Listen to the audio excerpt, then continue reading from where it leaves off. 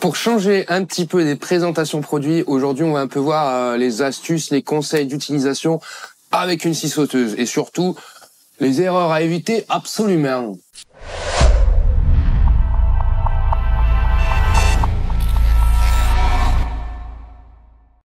La scie sauteuse, c'est vraiment un outil qui est pratique, qui est polyvalent, qui va te servir à de nombreuses applications. Donc c'est important à savoir quelques petits trucs sympas. Non, en vrai, c'est l'outil qui peut te dépanner dans plein de situations. Mais ça peut être dangereux, on peut se blesser ou faire du mauvais travail, avec de mauvaises finitions. Donc c'est bien de savoir ces quelques petits tips. Première erreur déjà, les basiques. On néglige pas les EPI, lunettes et casques de protection obligatoires. Et les gants, par contre, on les met pas. Je te l'ai déjà expliqué, mais je vais le redire. Si jamais t'as pas de gants et que tu te coupes, tu te blesses, mais tu peux enlever ta main. Si t'as des gants, les fibres du gant peuvent se prendre dans la lame, tu peux plus t'enlever, tu te coupes juste encore plus. Donc ça, c'est con. Et les lunettes, c'est vraiment obligatoire avec une scie sauteuse parce que c'est humain, mais généralement, si on a un trait à suivre, on va être comme ça, un peu comme ça, en train de vouloir suivre avec notre lame le trait pour couper droit, suivre le trait correctement. Mais vu qu'on est bien au-dessus des projections, c'est vraiment l'endroit où on peut vraiment se ramasser plein de choses dans les yeux. C'est hyper douloureux. J'en ai fait l'expérience, j'ai eu plein de rayures à la cornée en une fois. Ça fait très très mal, vraiment. Maintenant, on va parler des erreurs à éviter, mais les erreurs qu'il va falloir éviter pour avoir un joli travail, un travail avec de belles finitions, quoi. Alors déjà, on peut parler d'un basique, le choix de la lame. Alors, on passe le chapitre, choisir la bonne longueur de lame pour couper la bonne épaisseur. Ça me paraît logique. Mais par contre, on peut parler du choix de la lame pour le type de bois qu'on veut couper, pour avoir une finition plus ou moins belle. Donc là, tu vois, j'ai sorti le petit kit Bosch où il y a plein de types de lames, donc ça va être parfait pour mes explications. Donc tu vois, on peut commencer par ce genre de lame. Donc c'est une lame à grosse denture qui va te permettre d'avoir un travail, une coupe rapide sur tout type de bois. Par contre, côté finition, faut pas espérer quelque chose, quoi. Donc lame à grosse denture, coupe rapide, mais finition dégueulasse.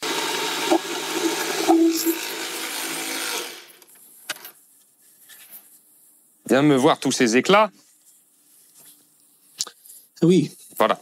Ah bah oui. Finition dégueulasse. Donc après, on peut parler du coup des lames à fine denture. Donc avec celle-ci, forcément, tu auras un travail un peu plus joli.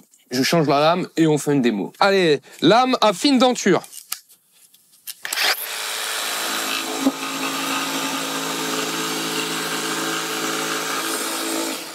Je ne vois absolument aucune différence. Alors, la différence, mon petit Flav, c'est en dessous que tu vas la voir. Fine denture, ah oui, grosse denture. Oui, Voilà. D'accord. On précisera cet aspect tout à l'heure. Donc ensuite, on a encore un autre type de lame. On a encore deux types de lames à voir. Là, celle-ci, c'est la Fine Cut chez Bosch, mais sur d'autres marques, ce même genre de lame existe. Elles auront juste un autre nom. Alors déjà, tu peux voir qu'elle est encore moins large, qu'elle est plus petite, mais par contre, la denture est encore plus fine. Alors le fait d'avoir une lame qui est moins large, pour chantourner, donc pour faire des courbes vraiment serrées, ça va être beaucoup plus pratique que celle-ci. Et là, maintenant, on va faire une démo juste pour que tu vois en coupe droite qu'on a encore moins d'éclat avec ce genre de lame-là. Allez, démo avec la Fine Cut.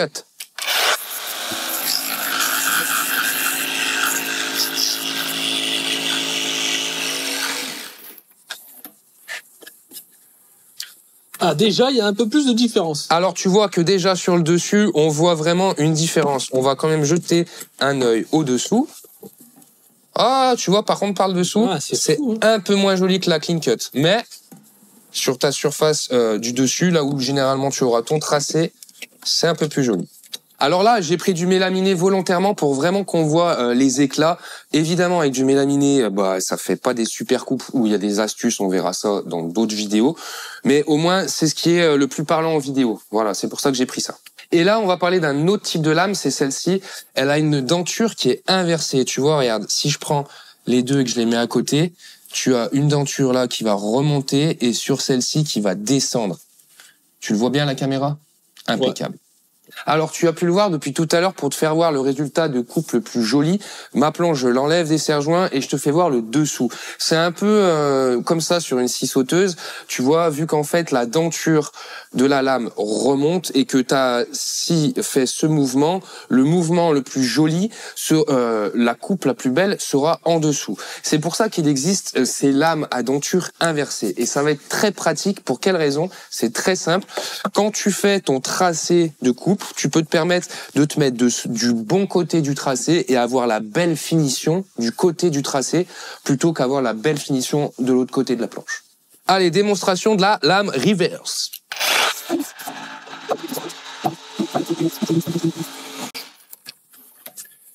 Et là, tu peux voir que le résultat, c'est flagrant. Le résultat de ce côté, franchement, c'est impec sur du mélaminé. Franchement, c'est un très beau résultat. Et tu vois, en dessous, c'est un moins beau résultat. C'est un moins beau résultat, mais c'est le principe d'une lame à denture inversée. Bien évidemment, ça dépend aussi du bourrinage que tu mets dans la lame, non? Ouais, alors ça, on va en parler. Plus bourrin. Plus t'avances vite, plus t'auras des éclats. Plus tu prends ton temps et tu laisses ta machine travailler, ta lame travailler, en vrai, elle avancera toute seule et le résultat sera bien plus joli. Par contre, il faut prendre son temps. Donc le choix de la lame, c'est une erreur à éviter. Je sais pas, par exemple, tu veux couper l'intérieur d'un plan de travail de cuisine pour mettre toujours pareil ta plaque de cuisson.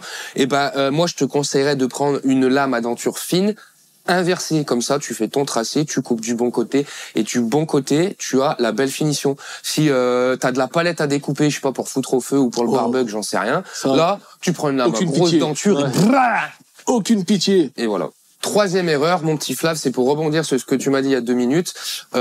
Pensez à la vitesse, donc la vitesse de déplacement, mais aussi la vitesse d'oscillation qui va être réglable via un variateur sur ces machines-là, quoi. Ça, c'était vite. Excuse-moi. Je fais exprès en fait. Si on parle vitesse d'oscillation, ça va être à ajuster en fonction du matériau, de sa densité et de son épaisseur. Donc si on parle bois, ça va être ajusté en fonction de l'épaisseur et de l'essence de bois que tu vas couper. Si on parle vitesse d'avancement, ça va être toi à ajuster en fonction de la finition que tu attends. Si tu veux aucune finition parce que tu veux foutre le bois au feu, tu peux faire le gros bourrin. Si tu veux une parfaite finition, tu prends ton temps et tu laisses ta machine travailler. Quatrième erreur. Sur une scie sauteuse pendulaire, je précise bien, la quatrième erreur, ça va être de faire le mauvais choix de mouvement ici, là. Tu vois, cette petite position que généralement, les bonhommes, ils savent pas trop comment régler. Et maintenant, je vais t'expliquer. Donc, une scie sauteuse, ta lame, elle monte et elle descend. Si tu restes en position 0, elle fera simplement ce mouvement-là. Si ensuite, sur le petit bouton, je me mets sur 1, ma lame, elle fera comme ça. Si je me mets sur 2, elle fera un peu plus comme ça. Mais c'est un sacré changement. Ouais. Et si je me mets sur 3, elle fera encore un peu plus comme ça. Donc ça veut dire que si tu veux un travail de gros bourrin, on en revient à la palette pour foutre au feu, et là tu peux te mettre sur 3 et je te garantis que tu vas vraiment voir la différence en termes d'avancement de coupe. D'ailleurs, on peut faire un test. Donc là, tu vois, je suis resté sur la position 0 pour te faire une première démo.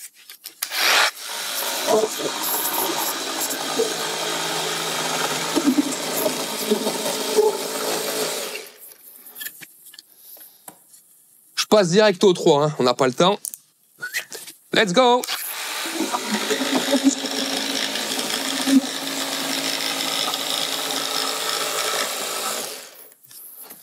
Alors, viens voir mon petit Flav. Ce qu'on peut constater, c'est que déjà, tu as une finition bien plus dégueulasse. Par contre, je pense que ça s'est vu à l'image. J'avance quand même plus vite. Et là, j'avance moins vite, mais j'ai une plus belle finition. Moi, généralement, c'est un réglage que je touche pas. J'y laisse tout le temps sur 0 parce que la plupart du temps, moi, ce que j'attends de cette machine-là, c'est de la finition, c'est de la propreté. Donc, voilà. Mais tu sauras. Si au moins tu as du travail de bourrin, tu te mets en position 3 et t'avances.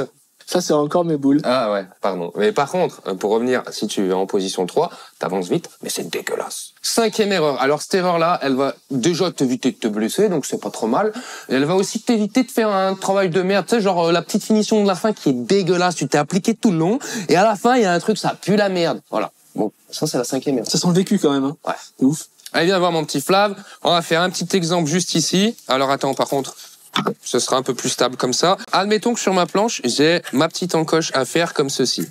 Ce qu'il va falloir que je fasse, c'est qu'avec ma scie sauteuse, j'avance jusqu'ici, à la limite de ce trait-là, parce que faut pas que j'aille plus loin.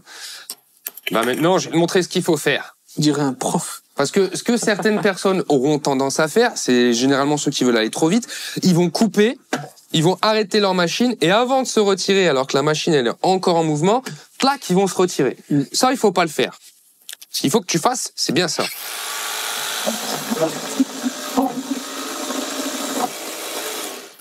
Ah, tu coupes la machine avant. Tu coupes la machine, tu attends que la lame s'arrête complètement.